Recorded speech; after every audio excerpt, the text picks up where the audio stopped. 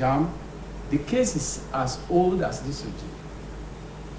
And the man is there to be in prison. The asset they are claiming made public. So we are just hearing we ceased. And if there is a difference between temporary forfeiture and final forfeiture. So what I see in this issue is a temporary forfeiture, which can still be returned back. Remember, there's a particular person, when he joined the ruling party today, who was a governor, I think, let me just quote, about 9 of his assets were returned back. Let's even those who have not joined this government. The wife of former president, Gloria Jonathan. Patience. The hotel was seized, many other things were seized. The thing, she forcefully collected the thing back. So to me, I don't feel this is just, we see deal. We are still operating to something. Then even let's look at the former Zamfara State governor too, according to their record. Abdulaziz Yari. And when you look around at what they claim Yari, you see $669,248.89 from his account. Another $24,298.23. No, do you know the one that paid him back? He was to take about $150 million to his own state, and the money was paid to his account. And the man is still a politician. They're still walking around the street. And what are we talking? Is it not a problem with our law? It's not the problem with your law. It's the problem with the states. When I'm talking of state, about the executive arm. Once you are on their good books, no matter how bad. So it is a selective. Yeah, it is. And there's an aspect of our constitution, which they call nolli prosecute. Okay. And I think that thing will have been used on many occasions where people are supposed to be in jail, have been, just stop that one. Apabio is among the beneficiaries. The president chairman of APC is among the beneficiaries. He has about 17.9 billion with his son case. So when you look around all these ones, somebody said, he said, we made it easy for people to steal and we make it weak for them to be prosecuted. The weakness in the land is the one that look like this. That is, you can decide to be nursing injury because it belongs to the family. So you can get closer to the soup. So if you drop in your soup, it's part of the eating. So, but that is not the way it is done. Even in African states. I remember the new president in Tanzania. That when I mean new, was about 2 years, 3 years old now. He said, look, I know some of you stole so and so billion. If you don't want trouble with me, please refund the money. And people were running to drop this money. So that's the way it is. And if you look at the coming of Murtala Mohammed, and he said, I believe in action. People were making restitution. And I remember somebody in Benue State, he dropped a 2-story building hospital and said, this is the story. That is what we call a country that is working. But in a situation where you say, you see this man, and the man is still walking the street, then he has not served as a deterrent. Okay, the other people will follow suit. I'll still come to you. I don't know if Murtala will also share his position that our dog is just toothless bulldog. Is not biting. Well, I want to slightly disagree. To me, first, we must admit that the problem is systemic. And systemic does not mean it has to do with only the executive. Everybody, including my friends here, the lawyers, they make a big chunk of money from advocating. That's just by the way. But it's a professional field. Oh, that's what I'm saying. But they are also part of the problem. Look, you see, if Nigeria is going to be great and better, all of us, we are inclusive. We are part of the problem. Including journalists. Oh, in everybody. You see, we have this blame game thing. Oh, it is them. Look, if you find yourself there, if I find myself there tomorrow, the same thing will happen. You also steal public funds. Oh, yes. Look, no, if I find myself... I'm recording you now. I will not steal public funds. I have been in that place. Tell anybody who's listening to me. As what? As essay. Look at you. Look at me. Look at you. So instead, doesn't steal money. Look, you see... Are you saying every... Okay, tell me. I want an example here now.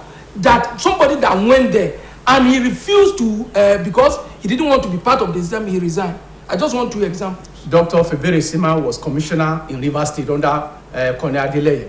That's under Wait military. now. But wait, other military is still part of this country. No, you asked for one. You asked for one, I'm giving you an example. Okay, ask for two. You asked for two. I'll give you before we finish. Okay. You see, I don't want us to generalize. Yes. We have some people in government Yes. who are serving sincerely and genuinely. I will even give you examples. Okay. In this Osogbo, there's a local government chairman. In fact, I'm planning to see him because before I can mention his name on air. Director of Works, along that local government. For years, they call him a public or so. Very good. Yes. I'm happy. I've heard about him. Very good. We all have some medical doctors like that. I'm coming. Even the professor, this former VC of Ife, what's his name? Wande Abimbola. He went to politics and came back poorer. I'm not saying there are not. Even Roger Amakanjola. I'm saying this because what I'm trying to say is that yes, there are, but there are very few. Now back to the issue we are discussing. Okay. Look at, you see, in the case of what's his name, the JAM registrar or Jeremy, the former. When the former, thank you, when a professor of Arabic and Islamic studies took over, he didn't make any noise. All he did was to deploy technology, and this thing came out. And go and check it from records since 1978 when JAM was established to 2016. JAM remitted 30 million to federal government, but within 6 years this man returned 30 billion. Are you not contradicting what you say now? So is the new man not working better than the general? That is what I'm saying. That there are few. I gave examples. There are few. You started by saying that no matter what, when you get there, they are the same. Now, if out of okay, but the percentage is very low. That's what I'm saying. Least, the percentage is very look. I'm compiling some records on Nigerians. I'm not saying everybody is, okay. But substantially a greater percentage of the people will find themselves. If you can't beat them, you join them. Now, ICPC to me is doing a very great job, and it is devoid of media. They go underground, see some properties. Our friend here was talking about temporary forfeiture, and it starts as a temporary forfeiture. Start from somewhere. It starts from somewhere. Then after some time, you have the final forfeiture. In the case of DZN and Alice Emandueke, some of his properties have now been finally taken over by the. So it's a process. It's a process. So they are doing something. Yes, I quite agree. That is the problem is endemic. Let us accept that. The problem is endemic, and that. So are you saying our various anti-graft agencies are doing enough? They are not. They are not. But you see, why they are not doing enough is also within the system. Now, the system, in the first instance, can't we sit down and ask ourselves, why is it that there are so many loopholes which these people exploit, and then let us try to block the loophole? Okay, so he's saying we are starting from somewhere, that the problem is deeper than what can just be tackled on the surface. Well, like he slightly differ from my opinion. I think I'm taking a different approach. The problem here is not because we are in a very difficult situation. It is simply because we have made corruption a culture. If you find tomorrow a new president who look at corruption as if it's a canker worm or a cancer, you see the approach will be different. Like the majority of people have said that our own is institutional. Yeah, it is. But I'm saying that if institution can be made to work, if JAM, they have never, remit any money to the account, is now making billion, then that shows that human beings are the custody, they are the controller of institution. There's so many factors are responsible for that. We have increase in number of candidates seeking admission to universities. Perhaps from 30 years ago, maybe we have less than 35 universities in Nigeria. The man has just taken over. Till the day he took over, what has he remitted?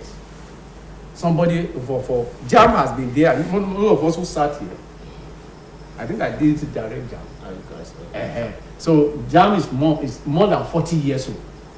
And somebody is just coming about 3 years, is now telling you, look, this thing is not moribund. This one is not like a basket. we can make something out of something. So what I'm saying next time is that, number one, we know we have institutional problem. And if you are coming and you said you want to be president, and you identify 3 major problems: 1, corruption; 2, economy; 3, insecurity. Now, let's take that corruption wholeheartedly. 1 or 2, 3 people in your ministry or under you, who is working with you as a minister, has been alleged that they have soiled their fingers, despite public outcry, despite institutional exposure. When I'm institutional, court, EFCC, saying this man is soiled, and you took it away. But when it is another man, because he does not belong to that state, are we still going to blame institution? Yes, selective punishment. Yeah, it is. So it is that issue that I'm saying is responsible. Yeah, you may say that lawyer, they turn this one. If lawyer are turning, the Supreme Court is the final place. Even the judges are superior than the lawyers. Yes, certainly, because they have the finance. In fact, finances. there's a saying that say the law is what the court says it is. So the lawyer can manipulate, can do everything, but when you get to the last bit, the people will know that justice has been meted out. But where the people supposed to allow the court to function, for example, sorry, before I pause, look at Malami's rule. Look at many other things. For example, we'll be discussing all these bandits and sponsors, and 400 people were given to you. We come to that one. Okay. Now, what do you think we should do that we are not doing, or what do you think should these article agencies should do more than what they are presently doing, so that we can achieve our desired goals? If it is our desired goals anyway. It should be, and we also must realize that there's no country that is corruption free. It is the degree again that matters, because there is no perfect human situation in anywhere. Now, first, our recruitment system is faulty. Our political recruitment system is very faulty. Now, you see, we are kind of protecting our interest. The elite is trying to, what we call democracy is at best elitocracy. It's the elite that's trying to protect their interest. And but like I've always said, I'm a marginalized elite. He's part of the system. Are you also marginalized? No, he's not. He can't claim to. He's not. He's only pretending. So you see, I know you is marginalized. I can assist him, but he's not marginalized. Look at you. So on a serious note, you see, the system that allows a presidential aspirant to pay 100 million to contest, and you needed one, and there were 10 of them. Don't you think 100 million is not a big money to many Nigerians? That is it. Look, let me tell you, there is no businessman that goes into a business or a venture to lose. To us, is a chicken feed. But let me tell you, that money is an investment that you recruit it. In those days, people in some areas, particularly in the... We learned that even in developed world, politics is not cheap. Democracy is expensive, but they don't go about it the way we do here. Over there, when Obama was contesting, people supported him. Even our own here, Buhari in the first time, but I doubt whether they did it in the second time. In the first time, people contributed. Have you forgotten? People contributed because 100 naira. But it was money now. So, yes. So what do you think these anti-graft agencies should do now? The anti-graft agencies, you see, if the anti-graft agencies will work well, first of all, the office of the Attorney General and the Minister of Justice should be separated. And the Attorney General must be bold enough to look into the president's face and tell him, look at what happened. Although you might get it, people might say you might get it. Look at what Trump wanted to do. All this demonstration and capital, eventually he succumbed. Okay. Because that's the system. What do they should do that they are not doing? Before they can do what they ought to do, they should be removed from under the Attorney General of the Federation. They are supposed to be independent as their name implies. But unfortunately, you will realize, and from records, the Attorney General said, please give me that file that involves Mr. EFCC and Mr. Nagbaja, and that will be the end of that matter. And sometimes it causes conflict. And you can say what happened between the former EFCC chairman. But someone would not be Minister of Justice forever. Yeah, but for the period he was there, that case delayed. The justice delay is justice denied.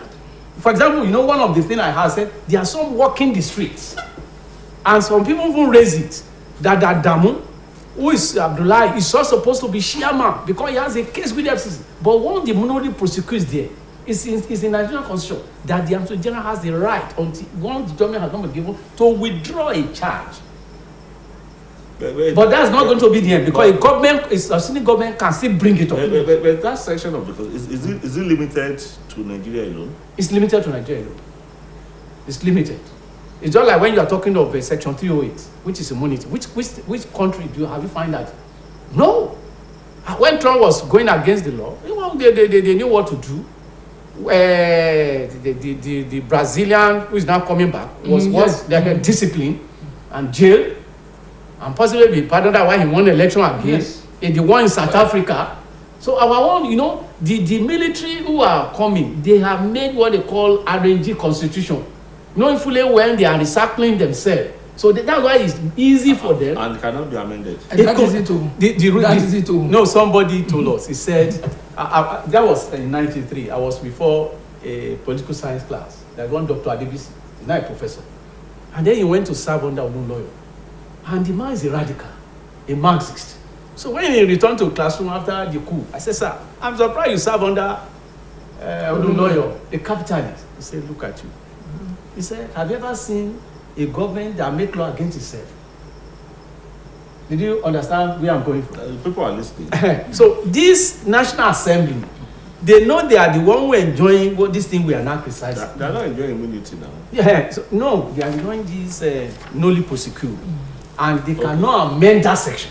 Knowing fully where it could be their turn tomorrow, so and their party could rescue them. They could be a beneficiary. So each time you say that we should come to one only by camera, is it unicameral legislature? They will not. Where will they come? Some of them have no job. Politics is their own profession. So that's why they will not amend that section of the law that affect their day-to-day handling.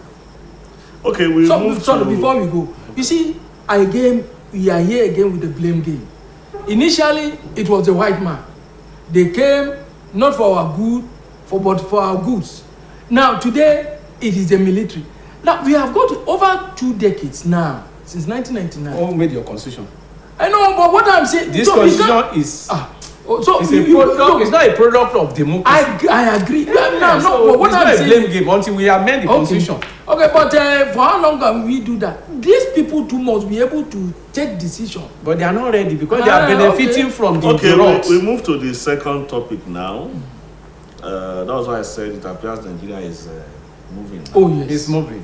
Yes, everybody is moving. It depends on the direction you are going. Okay, you have raised this several times that the sponsors of Boko Haram or whatever, that the federal government was not acting. But from what we are seeing now, it appears as if something is being done. Let me start with you.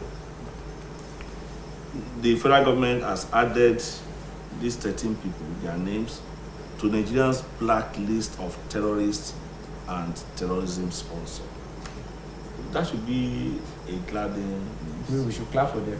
It is, but you can say belated, but better late than never. But why do we have to wait till this time? If I agree with your assertion that it seems something is working. Now, even if you look at the way they are pounding this bandit suit, it shows that maybe the man has now realized that he's going and wants to... The president promised us that he will clear the mess before he leaves. And that's what I'm saying. Of late, you know, before December or whatever, at least we have seen some physical improvement. But what I'm saying is this.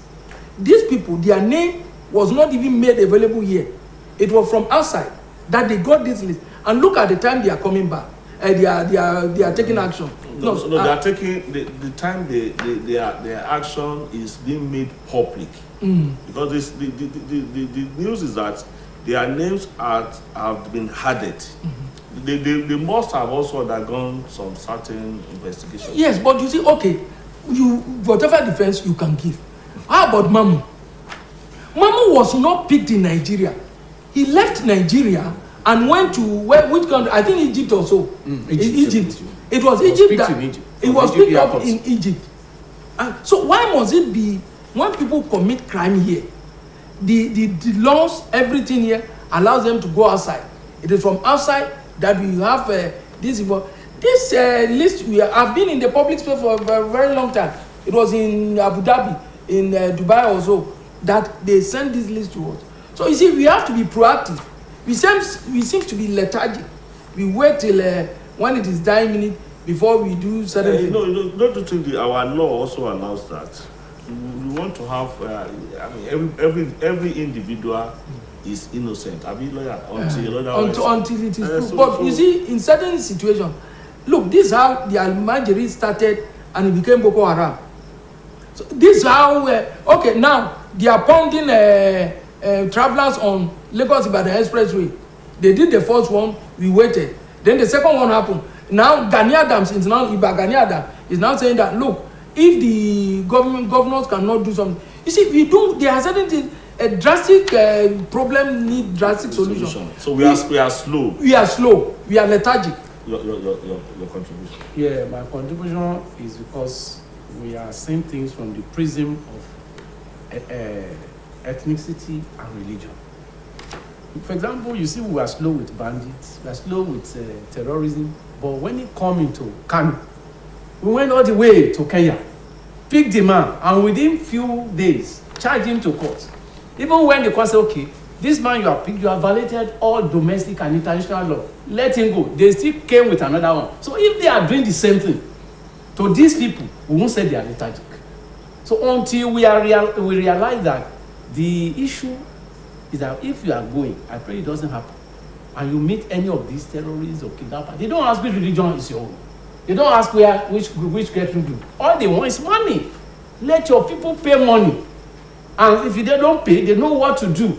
So these are some of the things that make it look as if they were silenced. But could it be right to say that the federal government will fold its arms and allow the citizens to be killed by terrorists, kidnapped, and subjected to all forms of inhuman treatment? You are here and you have not traveled out.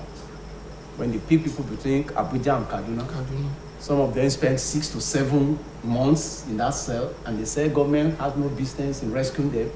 And most of people pay, they pay from their family. What's the business of government? Section 14(2)(b). It shall be the duty of every government to see to the security of lives and property. So what is their duty? So assuming you cannot pay this money, there are other methods. And we have given them example. What about collateral damage? Collateral damage happens once in a while. You have to show that you are government. You have the what we call the quasi forces. Two governments cannot exist in a country. It has at the same time. At the same time, even small child that is not as big as that, they show it to them, chase them to our own territory. I remember 90 minutes in Entebbe. All the way from Israel. They came. They rescued their citizens. Less than 2 years ago, America, all the way from America, they came to our soil, rescued their own people. You are taking of casualty. They're bound to be casualty. I don't know casualty in Enugu. I don't know casualty in your state here. So what are we talking? It was simply because they do not want to do it. If they want to do it, if they have done it to Diko, Mark Diko in 1984, in the heart of London, they can do it in our forest here. The only thing that covers their eyes is simply religion and ethnic factor. If Yoruba is the one giving them these terrorists and that company or Isibu, the story will be different. You will hear what does that the meaning of it that finish them. So you understand? This is you look like a Fulani. Of course, I'm not a Fulani man, but I spent a day in Kaduna. I was a Kaduna boy like Bolagi. So, I know how these people talk when it's not their own kinsmen. But we ought to have grown to that level. The insecurity is not just because of religion. But the chief of the first staff is from the south. What? The chief of naval staff is from Wait, yeah. No. Air Force. Oh, yeah, sorry. Let me tell you a story. Okay. About a year ago, one of the commander in the in the northeast has to send a video call to his command and say, sir, we do not have enough weapon here. This is our story. But because the guy is a Yoruba man, you know, he was the rank.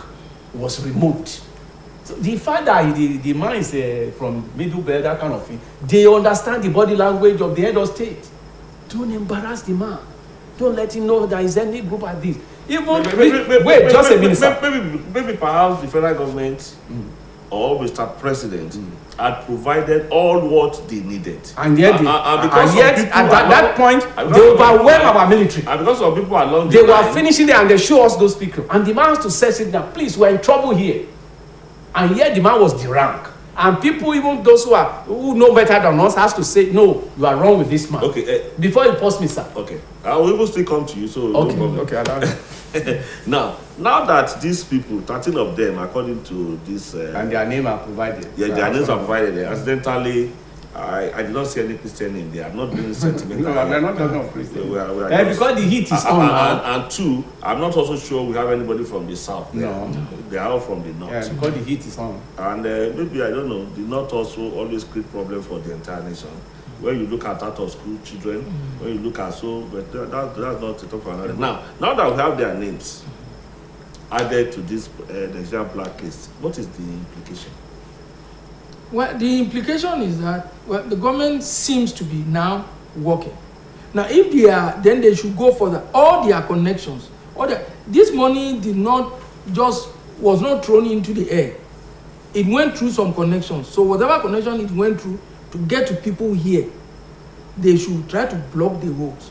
That's the first one. Then the second one is that the culprits must be made to face the music.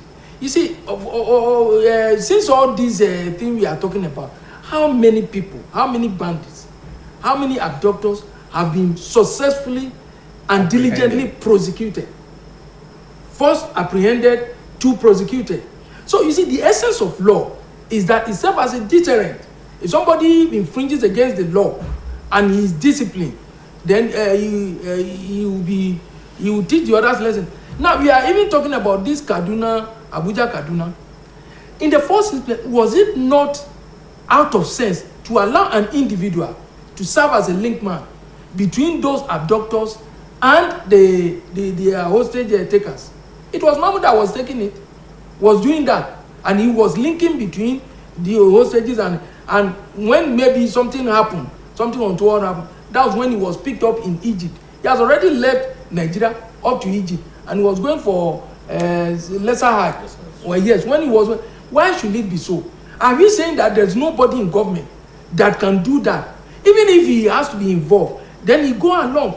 But it was, is either Sheikh Ogumi or it is Mam. Why should it be so? But at times, these terrorists determine who they want to speak with. You remember there was a time they also picked our president, then not a president, that he should negotiate, that the Boko Haram said they would prefer that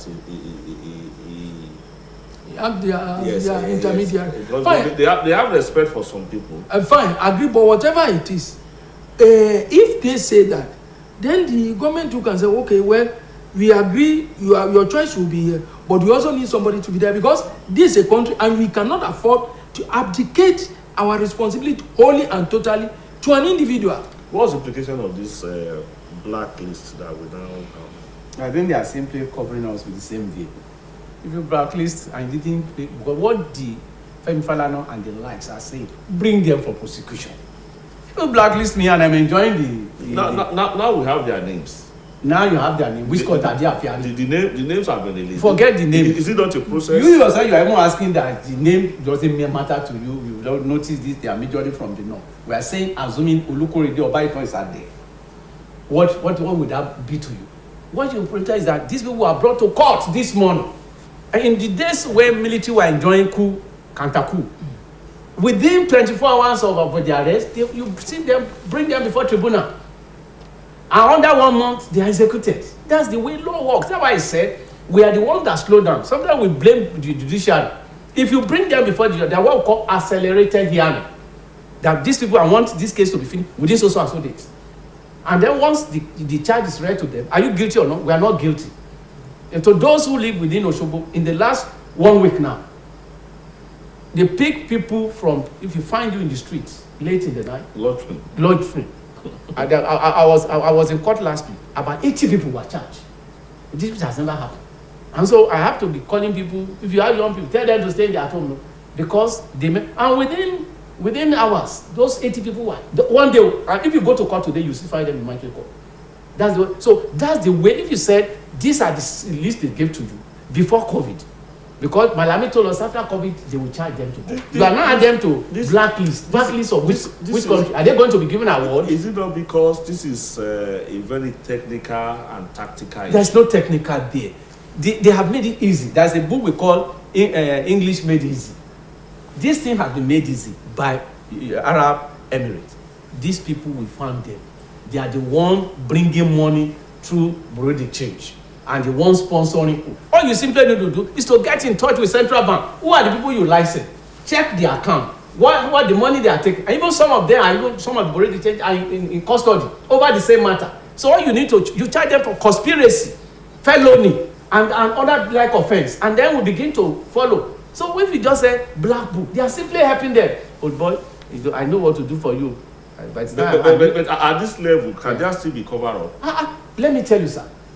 There can be cover up at any point in time. But what we are saying that a coming government, if they mean business, they will see open, because criminality does not have an expiring date. Now, can anybody still cover this up? Oh yes. Look, you see, when case get to court, I'm not a lawyer, but when it gets to court, it depends on the prosecution. Now, if they do wishy-washy job, the judge is not there. The judge is not a Father Christmas. Of course, so it's what you present before him, and that's why you see sometimes people are mad. They are rage. Is that not why we're having this delay? Because they want to do diligent investigation. No. It is when they do it that you can say they have done it. It is not when you just sit down in the comfort of AC and then you say they want to do a good job. No, but when the case sometimes these judges too are mad with them, so they just strike out cases because of lack of diligent prosecution. So it is when cases can be covered up at any time in the process.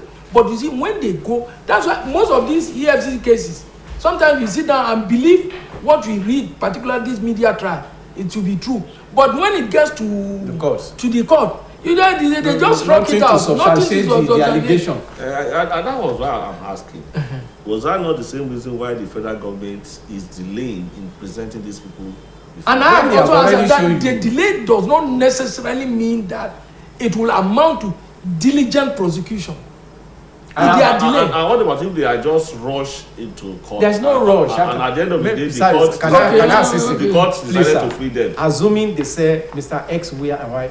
In Saudi Arabia or in Dubai, we found him using his resources to assist. He passed it through an account. And in fact, there was a case which I'm sure my friend read. A woman was alleged that kidnapper said, go and pay this amount as a ransom. And he raised it till today. The owner of the account, nobody has arrested him. So it's not a matter of long duration. It's a matter of government not willing to. So if you are transferring money, it's not like if you charge some people for money laundering. It cannot fly. It has to pass through bank. So, and everybody has bank, your picture, everything is there. So if all they say, hello, Mr. Abubakar, the bank manager, can you give us information about this man? So we expect them to do more. Of course. But all these blacklists, they are not part of the issue, the story. We'll move to the third topic now. Nigerian troops now, they are now launching operation on illegal crude oil operators. I'm starting with you this time. They are also working now. Because according to report now, youth in Niger Delta in the creeks, they have deserted that area, the coastal communities, not the usual bubbling of illegal activities. We are starting from somewhere again. That's why I said that it appears we are now moving forward, because you said we can move backward at time forward. There's what we call motion without movement. That's what you are witnessing. Number one, there is no provision of our law. I have not seen the Army Act that say once you caught a thief with the ship, and then the next thing is to burn it off. No! that would be against the constitution, which is superior to any law in the land. It is presumed that those thieves are still innocent. Somebody said the while that some drastic situation. Not like law. You have to, your drastic must be. It must be within the law. The ambit of the law. The ambit of the law. The ambit of the law. Yes. The drastic, you can't do anything outside the law. If you do it, you are taking laws into your hand. That's anarchy. That's anarchy. And when a nation is moving at the level of anarchy, that country okay. is, that had been done. Yeah. So illegal oil bunkers, illegal operators of refinery in Niger Delta region, we learned that as at now, the tempo had reduced. Maybe not. But the issue is these little people at the Niger Delta are not the real one. The real one are the international thieves, which some of our security agents were allegedly cooperating and collaborating with. Yes, the international thieves too, they are using some locals. No, they even arrested some, but the approach was that they burnt it off. You should bring the evidence. No, we have talked prosecute them. We have talked about the one that was burnt. We have several others that. I'm even saying that the international ship, if you read it in newspaper now, that a particular vehicle from abroad was set ablaze on the ocean. In the ocean. Yes, that's not proper. You should arrest them, bring them to court, seize their asset, sell it. Don't you think that it may not be easy to arrest them? You know, it's not difficult. No, it's not. That's why we have Navy. There's another thing too. Look, the people around that area, if you watch the picture they show now, no, not Tompolo. The guy, the hand was black. Yeah, local Very good. So there's a collateral damage they suffer. So they should be part of the interest. These people are offended seriously because they believe that in spite of the fact that the revenue is generated from that area and they suffer all these problems, the money is spent elsewhere. They are collecting this 13% derivation. Very good. Is it getting to them? Among others, they have Niger Delta Ministry. No. The Minister of Niger Delta. They have NDDC. Yes. They collect derivation. What else do you know? No, you see, you have to come to their level. How?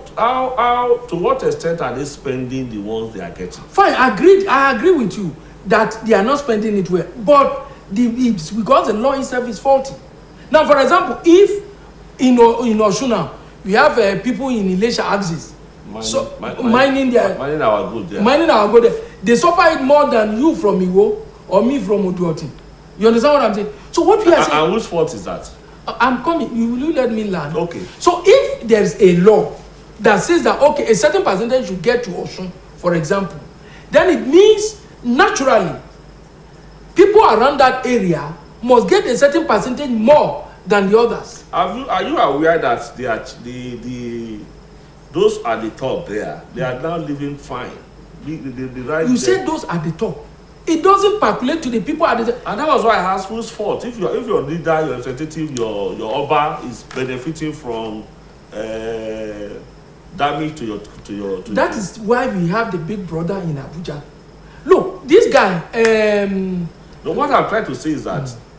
There is this thing in Yoruba land, if there's no enemy within, it will be difficult for enemy from outside to... I agree with you perfectly, but what I'm saying is that whatever law we have, the essence of the law is to ameliorate situation. If James Ibori, we know that how he use part of the money, and a lot of them. So what we are saying is that if the law has been made, it should be tinkered with so that people around the areas where this oil is drilled, or in Osun, where the gold is mined, should, because they suffer some collateral damage, a certain percentage should go to them. Not that saying, okay, NDDC, Ministry of Niger Delta. I agree with you. On the larger level, and the percentage is derivation. That's what I'm saying. Maybe I should assist you, sir. Yeah, assist. No, you are not assisting with that. What is the derivation is? Now I decided to pick about 4 states in America that produce oil. We have Texas, we have North Dakota, we have California, we have Oklahoma. This state will never give the governor the 16 derivation. They have packaged it among the workers in those states to ensure that their revenue, the salary they earn, is different from the man in Washington. Then, apart from the social thing to be provided, because they know the implication of that pollution, even the air pollution alone, has also been made in form of social allowances, like special medical facility. Then they also ensure, because I major in what we call environmental pollution. In environmental pollution in Western countries, in Canada, America, Britain, you don't need to wait for the people who are victims.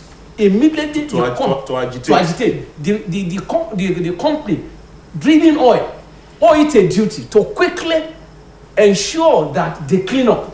But wait, you are the one that asked the question and said 13% derivation. We are saying the 13% derivation was wrongly given to wrong people.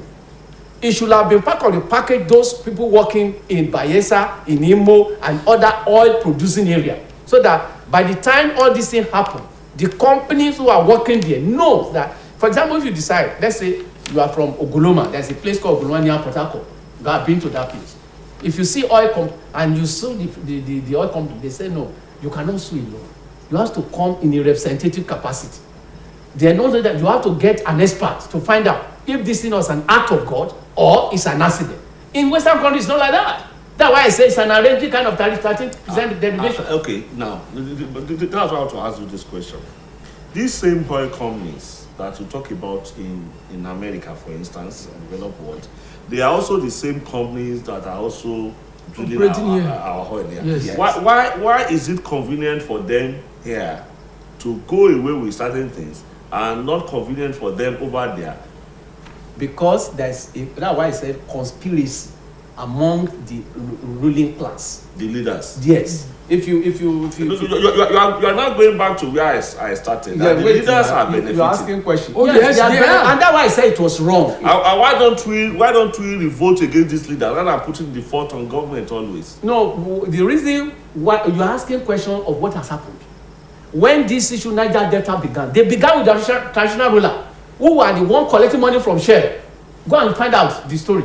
That one led to the killing of this Ogoni yes. Saruwiwa and the like. Okay, they were angry. Asked, why are you collecting money for the multinational? So there's a conspiracy with the multinational and Nigerian elite, particularly the leaders in our land. And up to now, the problem has not been resolved. It's still there because most of they give them some allowances which is not known to the world. And that's why when we hear most of these foreign people given enter into contract, you will realize they said we give so and so million, and by the time they go to their country home, that money was not properly approved for them.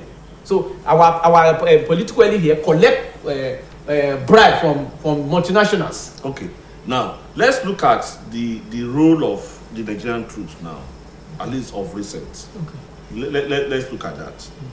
They are now coming everywhere. Yes, I think we should commend them. Oh yes, no, we are doing. In fact, all the three these things. But it is because now Nigeria is feeling the pinch. Why? Because we are not able to meet our quota. Yes. Instead of 2.2 million, we are making 700. And this also happening at the time when we are indebted to so many countries and we need money. So we have been forced to take drastic actions. So all these things ought to have been taken even before now. But better, like I said earlier, better late than never.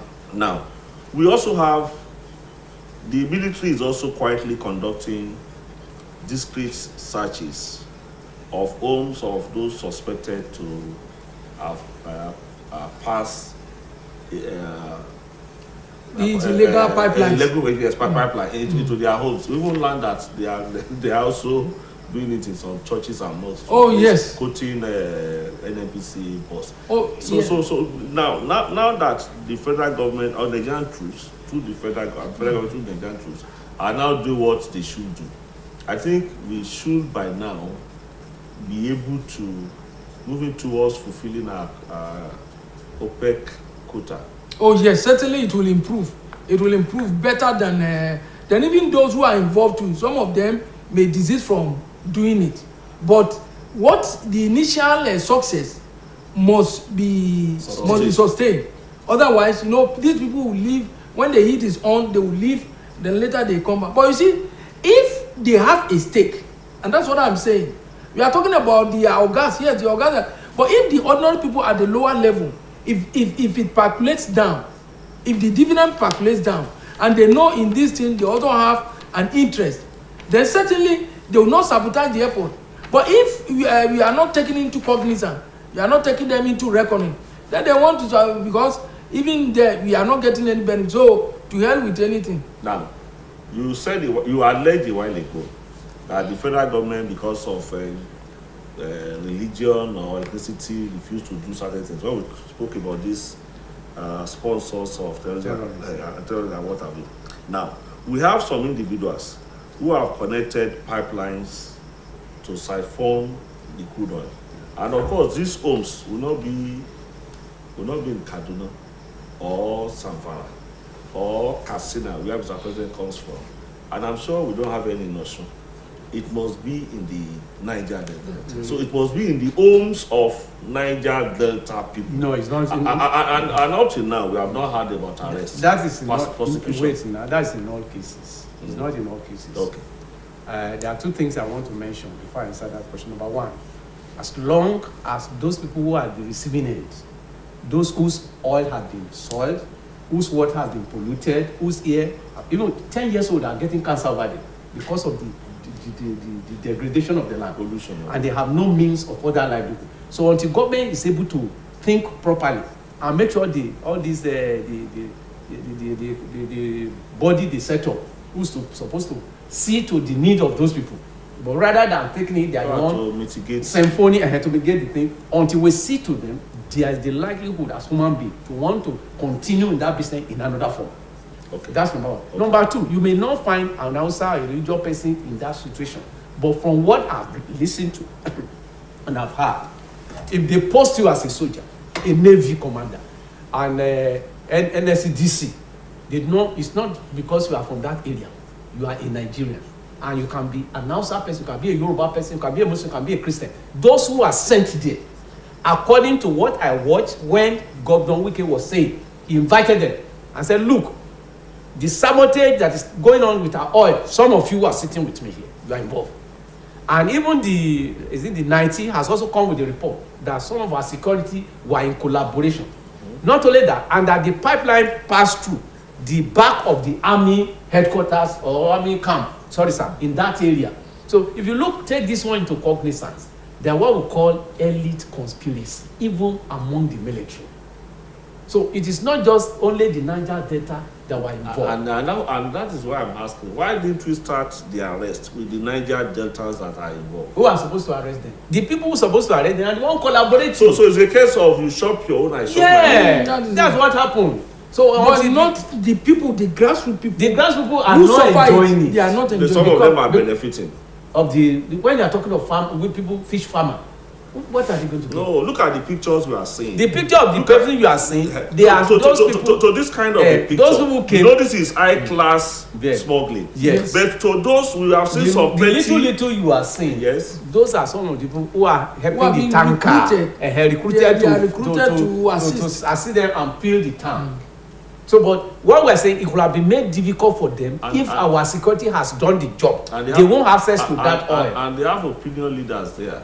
Of course, certainly. They have traditional rulers. They do. They have community leaders. And they have attacked some of them and what are physically. You remember some of their kings were killed by the militants. And you are collaborating with people. Even sometimes the oil company give them money in millions.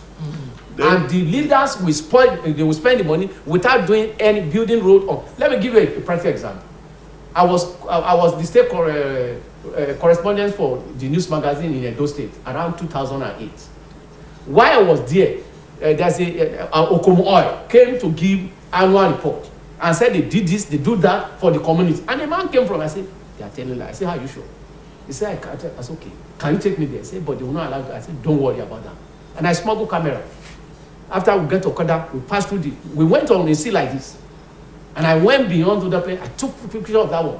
And I said, the story I'm telling you, you can, if you have the phone, I can give you.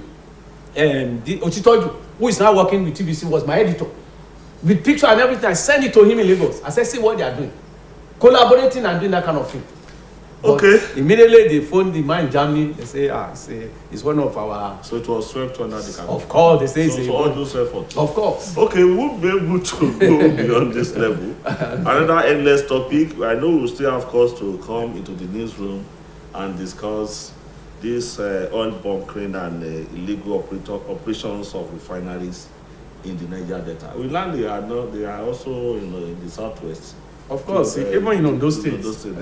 Well, let me appreciate Yomi Obaito for his contribution. No, thank you. And Mutala brother for also being there. It's always a pleasure to be here Monday afternoon. And it will also be a pleasure for the newsroom to be back tomorrow between 3:30 and 4:30. My name is Abiodun Olalere. Bye-bye.